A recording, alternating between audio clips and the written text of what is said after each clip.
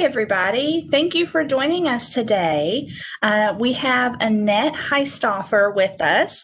She is the UK Extension for Horticulture Education in Davis County. She helps to train our local master gardeners in our area, who are in turn responsible for the upkeep of our seed library.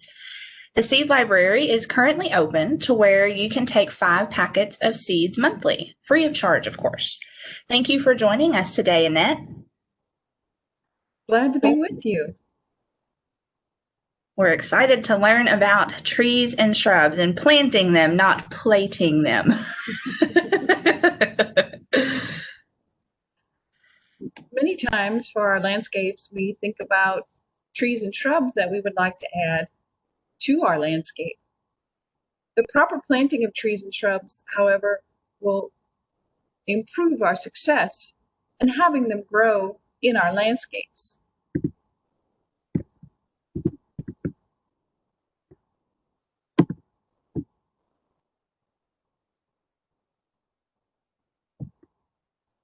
Tree planting, first of all, the first thing to remember is to determine where you're going to plant them. That dormancy is an important part. If we can do it in the fall, it extremely helps the tree. It doesn't have to worry about taking care of all of its leaves, and then it's much easier to water and take care of.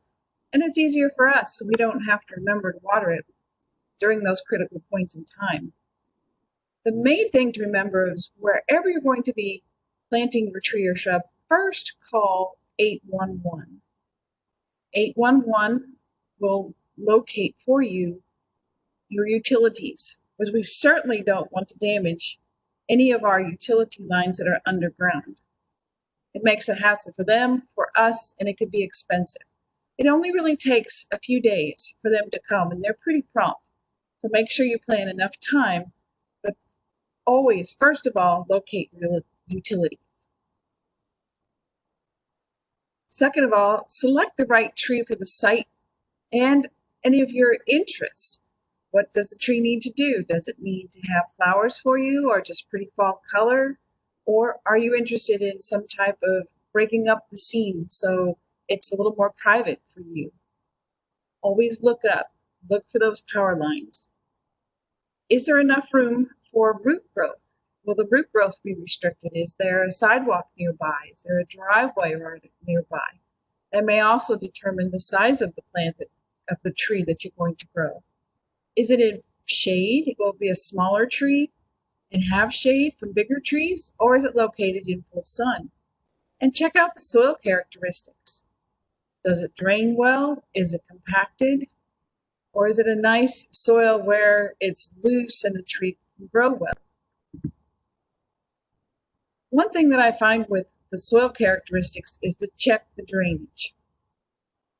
To check the drainage, fill the planting hole with water, or you can dig a hole just 3 inches wide at least and 18 inches deep, and then fill it full of water. If it's been dry, you may want to go ahead and fill it with water and then fill it again after the water goes out. The water should drain at a rate of 1 to 3 inches per hour. That would be a well-drained soil. If, however, you come back and find that water is still there 24 hours later, either select a different site or select a plant that will tolerate the wet soils.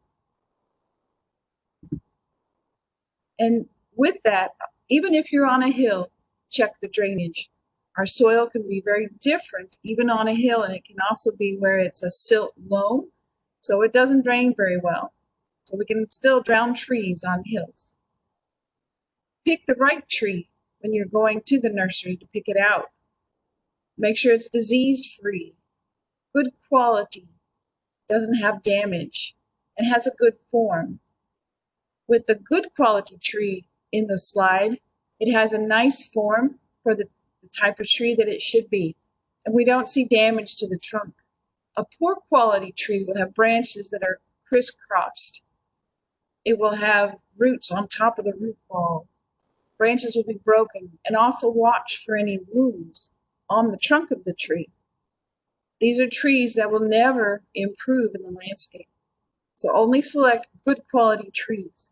Even though we think we can salvage a bad quality tree, it's very tough to salvage it and it will always have problems. In planting the tree, identify that root flare. That's the location where the tree becomes larger as it goes into the soil. Dig the hole only to the depth that the plant was originally growing. And you may need to look at this plant in the container as we have in this one shown in the slide, or you may, even with a balled and burlap tree, need to look down into that root ball and find where those roots are. If we plant it too deep, it will not get oxygen, and over a period of time, the tree will die. In the photo on the left, we can see that they found the root system, and you don't want to put it any deeper than what it has. As far as the width, 2 to 3 times the root ball is very important. We're putting the plant basically in a pot in the ground. If it's too narrow, then the roots don't have any place to grow. In our soils, sometimes it's very difficult for those roots to penetrate into the soil, especially when we dig the hole and now the sides have glazed like a pot. So make sure you take your shovel and score the inside of the hole to make sure that it doesn't glaze over and the roots have a place to go. If your soil is tight and compacted, dig it 3, 4, even 5 times wider if it's a really large plant, because it has to have that broken up soil for those plants to get into and establish. At the top picture on the right, it is definitely showing where we remove all the burlap, we remove the wires. All of that has to go because the roots can get strangled by those. Even the burlap today has a little bit of plastic in it at times, and we just can't tell. The tree over on the right is also planted at the right height because you can see the root flare of the tree. You don't want the tree to go into the ground like a telephone pole.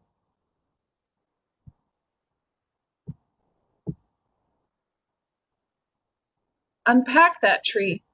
Again, like I mentioned, remove the burlap, remove the twine.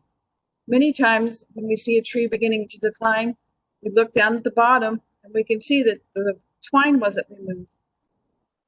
There is some plastic to the twine today, and as I mentioned, to that burlap. We can't see it, but it's definitely there. Even our extension specialist with many years of experience can't tell anymore between burlap or burlap with plastic in it. So take it all off as much as possible without losing that root ball.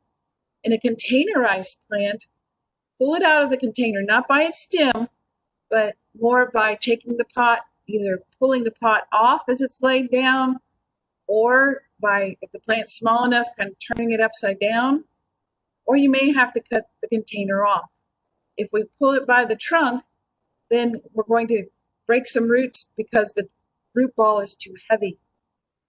If it's in a container, unwind the roots because they'll be growing around and around and around in that container. Pull them out and it'll be okay on the roots as long as you're doing that and then getting the soil back on them fairly soon. Check for that girdling root as you see with the arrow. This is what happens. If the girdling root is not flipped, then it will go around the base of the tree and strangle it. And you can usually look up in the tree and see that part of the tree dies, and you just kind of wonder why, and there's nothing we can do to reverse this. Maples are really bad about doing this type of issue, but others grown in containers as well. In planting the tree, carefully place the tree at the proper height. Again, it would be at the same height where it's growing. You might want to use a board or some type of straight edge, so to speak, even a ruler across the top of the planting hole so you can see where it was originally grown and keep that mentally in mind. So as you're planting it, it doesn't go down deeper. Those roots need oxygen, so we can only put 1 or 2 inches of soil over top of those roots. Straighten the tree in the hole, look at it from several angles, make sure the tree, the pretty side of the tree, so to speak, if it has one, if there's a kind of a quote unquote side that is not as nice, make sure it's facing the direction you'll see it the most. Then backfill the hole with the soil taken out of the hole. Don't amend the soil. If we amend the soil, then we kind of create a pot. So no amendments are added. If we wanted to add amendments, we'd have to do a large area. And in this case, we just have one single plant. This would be the same for shrubs too. So don't amend the soil, just break up the native soil and put it back into the hole. Remember, roots should be no deeper than 1 to 2 inches from the surface. This is why you have to find the top of those roots before you plant the plant. If it's a containerized plant, then work the soil within those roots after you've untwined those roots. Water the tree when the hole is halfway full to remove out any kind of air pockets and to settle the soil. We don't want to take our foot and stomp on it. The key is just to firm it gently. If we compact the soil around the roots, then they have no place to go. But fill it carefully. After we have then removed the first watering, remove the air pockets, then we're going to add more soil. Then again, we put a little dike at the top like a donut and fill it full of water. After that has drained out, then we add soil to bring it up to the level of the surrounding soil. We don't want to overwater the plant, but we definitely want that soil to settle down around the roots. If not, and we have air pockets, those roots will dry out and then the plant will die. You may receive seedlings that are bare root, and these are definitely easier to ship and wouldn't have all the soil. And you can see you can get some plants in a larger quantity this way. Always remember to look at the plant and plant it at the same depth as originally grown. And you can usually tell this by there's a darkened area on the stem. Someone may need to hold this tree, especially if it's a larger tree, to be able to keep it upright. Otherwise, it's planted just like a containerized tree or a burlap tree. The other thing to consider, if it has more roots, also spread those roots out. And again, dig the hole 2 to 3 times larger. Breaking up the soil is so important to the survival of the tree. During its care, minimize that transplant shock. And transplant shock occurs up to at least 5 years of planting the tree. So if I plant a tree this fall and it looks like it's doing great for 2 or 3 years, and then all of a sudden it seems to decline. And when I speak with you about the tree, we ask, how long has the tree been planted? Oh, it's been about 5 years. Well, there is a transplant shock where it just didn't survive in the landscape and didn't adapt. So in order to keep it from getting that shock, we do have to keep it watered. And we don't want to water it with the watering hose that with us standing there. I get too impatient. I don't know about you. And I think I've watered it enough. But actually, we don't water it enough. The same with the watering can. And sometimes as we're watering, we can see it just kind of roll right off the soil and it doesn't end up getting into the soil like we need it. So a slow trickle on a watering hose and we move that hose around. We could use the tree bag, but don't leave it on there all the time. Especially after we have it established, it can be removed. With the amount of water we put on, trees and shrubs need 1 inch of water per week. And the thing to do is actually take a hand trowel or maybe a screwdriver and check the moisture in the soil. We don't want to water often, but we want to water deeply. So it's a little bit of the art and science of horticulture, is not too much water and not too little water. When we have these dry periods until now, this year we've had a situation where we've had a lot of rain, then it went dry. Plants were really dependent on the water. We have to make sure that we are watering them throughout the fall, and we may need to water it in the winter if it's dry. After we've watered it properly and we're keeping up with it, mulch it right away. That helps to keep the weeds down. That helps to keep the moisture in as well. We don't want the mulch to be up on the tree. As it shows in the center picture, mulch was around the tree and up on it, and those fine roots actually are the tree roots growing into it. Those roots need oxygen, so that's why it grew into the mulch mound that was around that particular tree. On the right-hand side, that's a mulch mound. The tree looks like it's going into the ground like a telephone pole. This particular tree won't last very long because it can't get oxygen to its roots. Or the other thing it'll do is put all the roots up on top. On the left hand, it's the proper amount of mulch of 2 inches deep around the tree out to the drip line.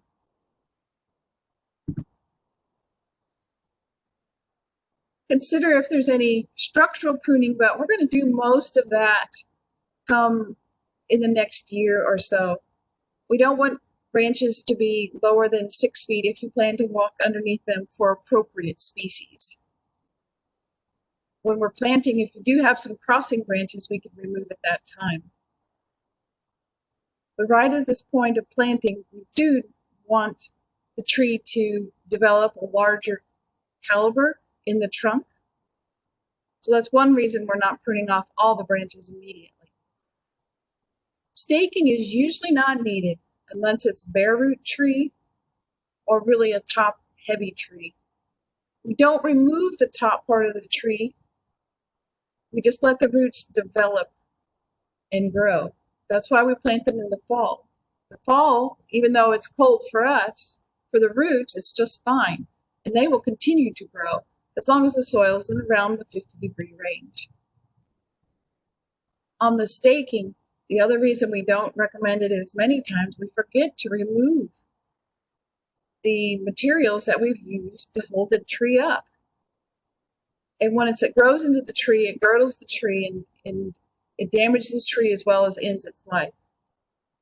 Also, fertilizer is not recommended at the time of planting. You can always do a soil test, which is recommended through the Cooperative Extension Office here in Davis County or the county that you're located in.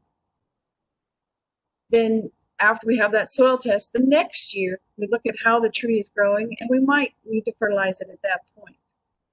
But we don't really want to push the trees hard, and the fertilizer would be in the fall as well, not in the spring. We always want that root growth.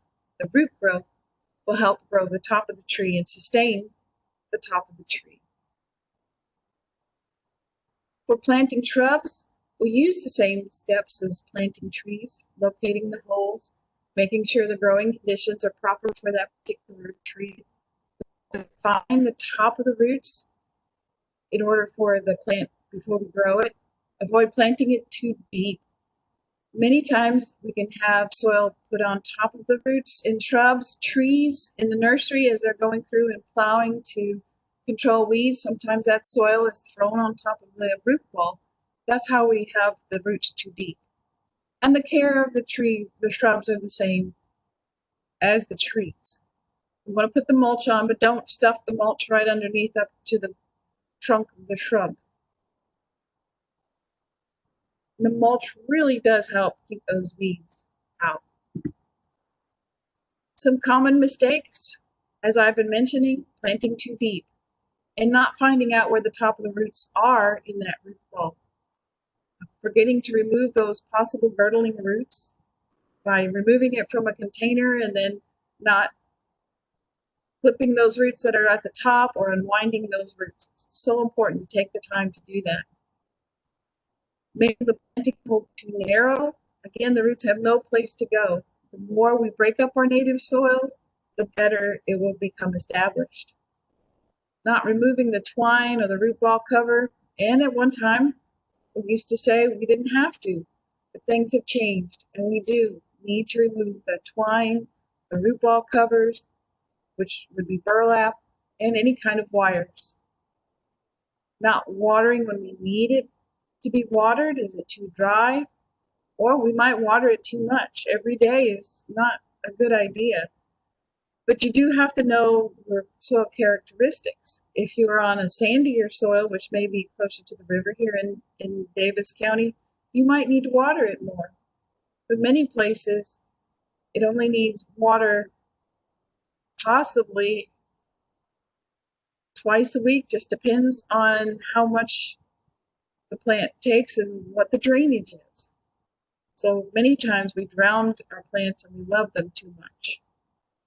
And we could apply too much mulch, more than 2 inches, more than 2 to 3 inches. The deeper we go, the more roots we will suffocate and the more problems we give the plant. If the tree is staked, then we forget to remove the guide wires. And the reason we don't stake the plants is so as they move in the wind a little bit, they get bigger in caliber of the trunk, and that's better for the tree.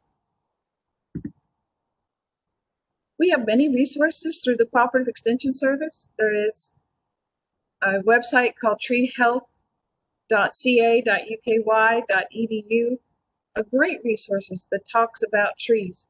We have them everywhere from planting landscape trees, bare root trees, and container grown trees. Also explains about that transplant shock that I talk about. Many times we think the tree has a disease, but oftentimes younger trees we find that it could be a cultural problem. Either it wasn't planted properly, the soil conditions were not right, and sometimes we just can't control the weather, and then we have some issues. I'd like to thank Dr. Ellen Crocker for her assistance and Dr. Bill Fountain as well. So if you have questions, I'd be glad to answer them at the Extension office as well as joining here. My number at the Extension office is 270-685-8480. It's been a pleasure being with you today. Enjoy your trees and shrubs as you properly plant them. Thank you, Annette.